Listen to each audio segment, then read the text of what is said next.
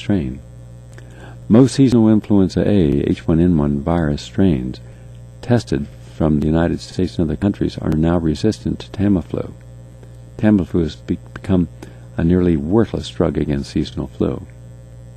Public health officials are irresponsible in their omission of any ways to strengthen immunity against the flu, such as using vitamin D, which activates the immune system, and vitamin C and minerals. And that's from Dr. Marola. And just a couple things on health and nutrition.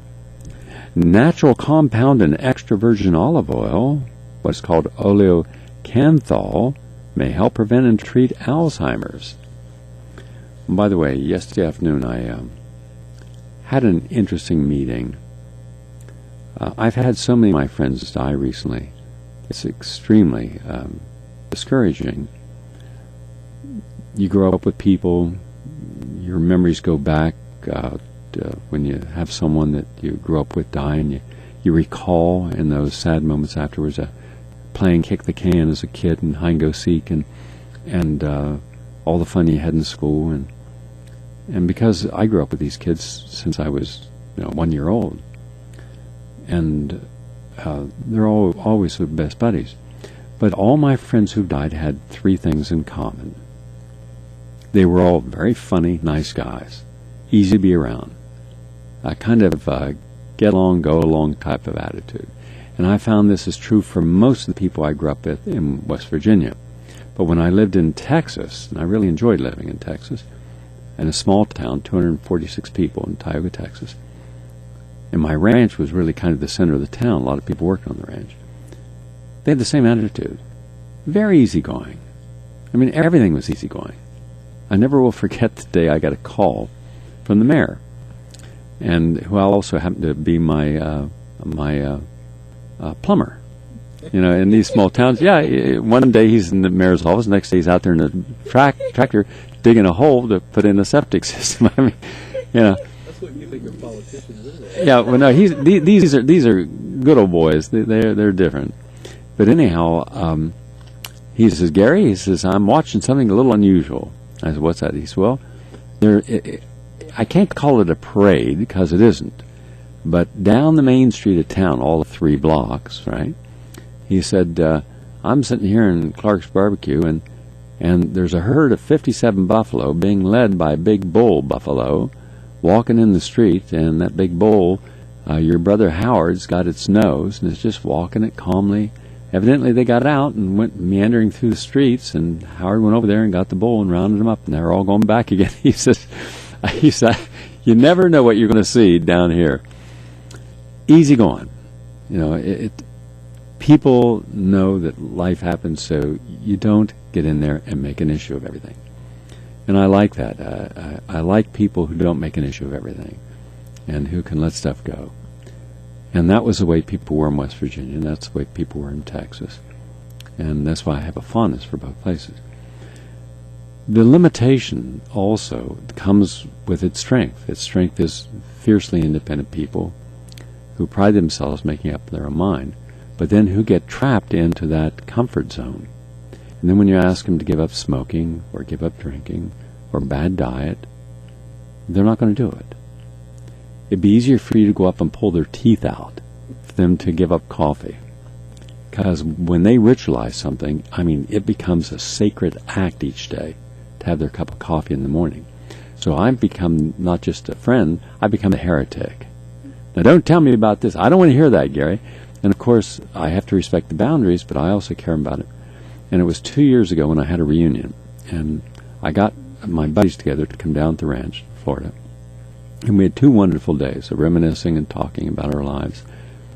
And I thought in that moment, gee whiz, if only I could get at these people healthy. So I said, Tom, my buddy Tom Longmire says, why don't you run an ad, a story in the Parkersburg Daily News? And I'm willing to come up Parkersburg and put everyone on a health protocol, an anti-aging protocol. He says, Gary, nobody would show up. They're not into that, They're not going to change anything. I said, but they're at the age they're going to start dying. He said, they already have been dying. And of the people who were there, of the 6 people who came to that reunion, 4 have now died. One of my buddies just last week died. And I'm going to come down there, Gary. I'm going to detox. I'm going to get myself together, but he never did. And I can't tell you how many times people were going to get their act together and never did.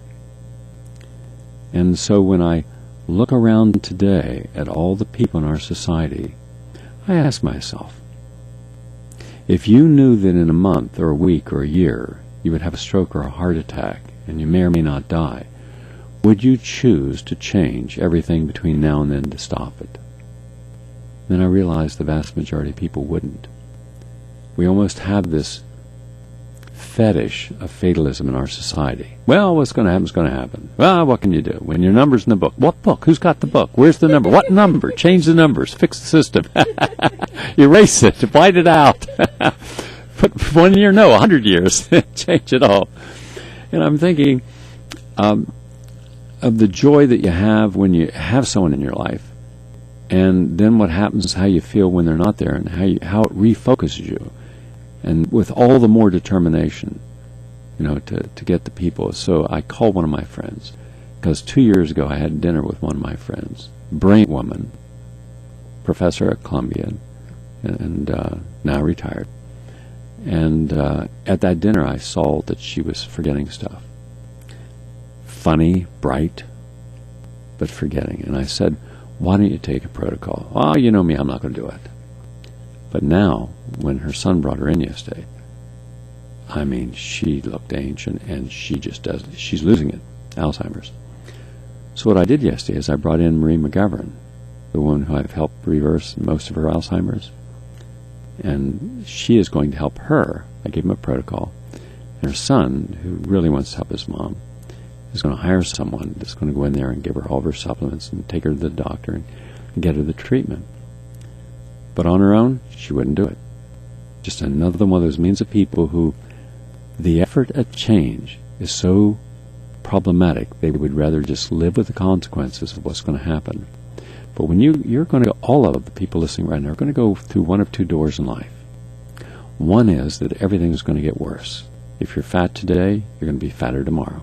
If you're sick today, you're just going to get incrementally sicker. Fatigue, more so. And you're going to adapt to it. You adapt to doing less. You adapt to stop going out and doing the things. You'll no longer be vibrant. You'll still be chatty, you'll still be communicating, but you won't be self-actualizing. Or you're going to go through another door, where you're going to change everything, not by bits and pieces, not incrementally. You're just going to change everything because you know that you have a chance to start over and do it right this time. Some people will be able to do, some people won't. But for those who do it with the right mindset and the right energy, in effect, they will change everything. I mean, everything.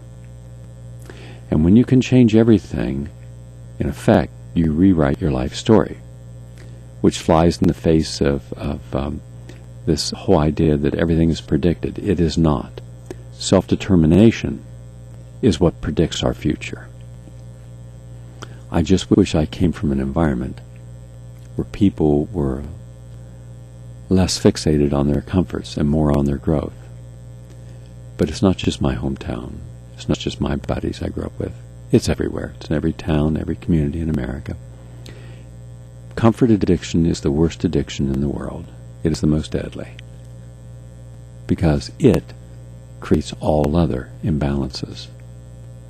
Just a thought, because when I remember seeing, I just saw this little thing here treating Alzheimer's using olive oil, and that triggered that thought about my friend who I brought in yesterday. So the good news is I told my friend I'm going to help her, and we're going to see what happens over the next 12 months. We're going to film her. Today she's out getting all of her neurological tests. I just want to show what's possible. But she's got to have a support system, and the trouble is in our society we don't have support systems. I mean, she's lucky she has a son who owns a restaurant, so he can provide her with healthy food and has enough money he can hire someone to go in there and do the cooking. How many people can afford that? Most can't. But I also believe that we're going to start being forced into accepting alternative communities where you work with other people under the grid, bartering, exchange,